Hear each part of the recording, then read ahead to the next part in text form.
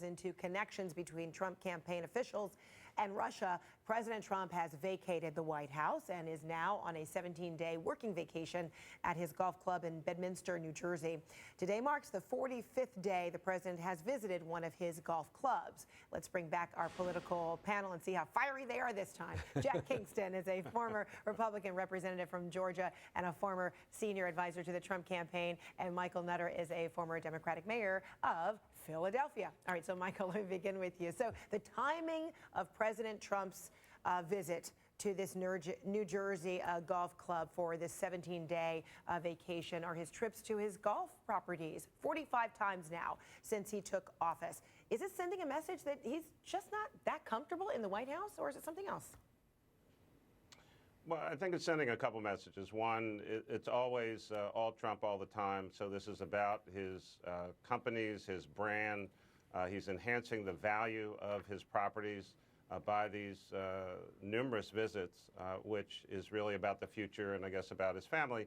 But he's literally increasing the value of his properties while being president of the United States, which is just inappropriate in and of itself. Second, he's probably a little worn out.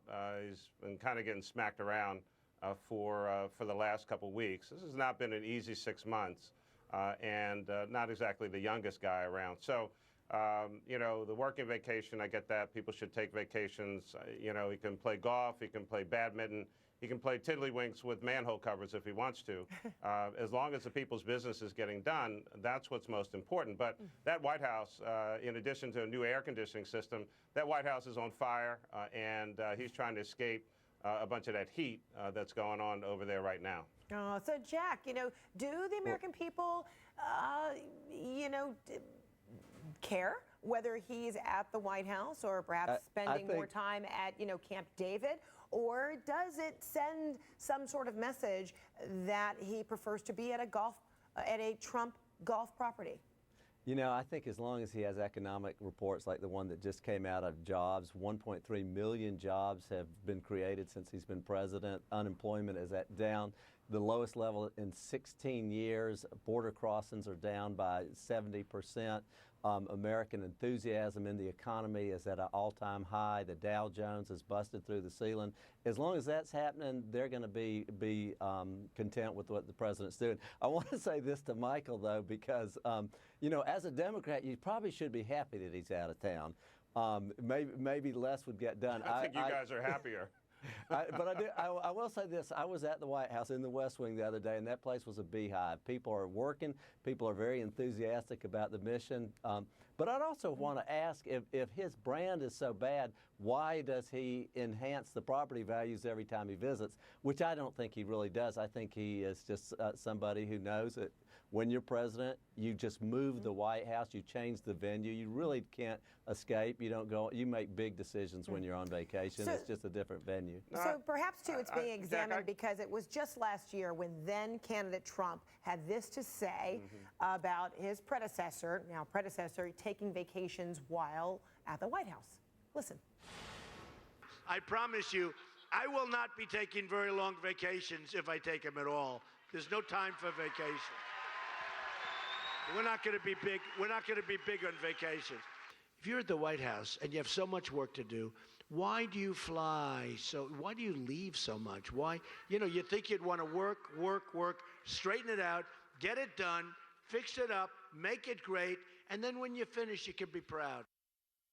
Yeah, boy. Okay, so why do you leave so much? I mean, those were his words, Jack, but Michael, you first. Well, sure. I mean, this time and time again, Federica shows the president is, you know, at best is a hypocrite and at worst is just a pathological liar. He will say anything, do anything, and act like those things were never said or done. Again, I don't care that he takes vacations. It's just hypocritical for what he said and for what he promised the base, whatever that is, what he was going to be doing or not. Elected officials should be able to take vacations, but he is quite unusual in how many he takes. His travel budget will exceed the entire 8 years of President Obama's time, probably now in this first year. So he only pretty much goes to his own properties.